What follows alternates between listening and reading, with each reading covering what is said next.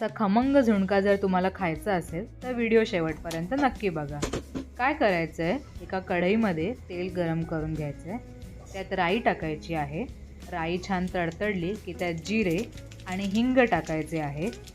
जिरं छान फुललं की त्यात कापलेली हिरवी मिरची आणि कढीपत्ता टाकायचा आहे आणि त्यासोबत खूप सारं लसूण घालायचं आहे।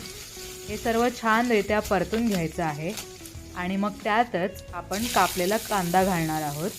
मी इथे 2 मोठे कांदे घेतले आहेत। कांद्याला छान गोल्डन ब्राऊन होईपर्यंत परतलं आहे। तुम्ही बघू शकाल की कांद्याचा कलर चेंज झाला आहे।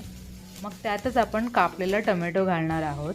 इथे मी 1 मोठा टोमॅटो घेतला आहे आणि मग ऑब्व्हियसली टोमॅटो लवकर शिजण्यासाठी आपण काय घालतो तर मीठ घालायचं आहे आणि 3 ते 4 मिनिट हे सर्व व्यवस्थित परतून घ्यायचं आहे। आणि मग आपले बेसिक घरचे मसाले म्हणजे हळद आणि आपला घरचा लाल मसाला हे सर्व मिक्स करून 2 ते 3 मिनिट भाजून घ्यायचं आहे। जर असं वाटतंय की मसाला खाली लागतो आहे तर थोडंसं पाणी घालून कुकिंग कंटिन्यू करायचं आहे आणि मग शेवटी थोडं बेसन ॲड करून भाजून घ्यायचं आहे। खूप ड्राय वाटत असेल तर परत थोडंसं पाणी ॲड करा आणि 3 ते 4 मिनिट व्यवस्थित भाजून घ्या। बेसन भाजायला जास्त वेळ लागत नाही, त्यामुळे कंटिन्यू चमचा हलवत राहा आणि तयार आहे तुमचा झुणका। एन्जॉय।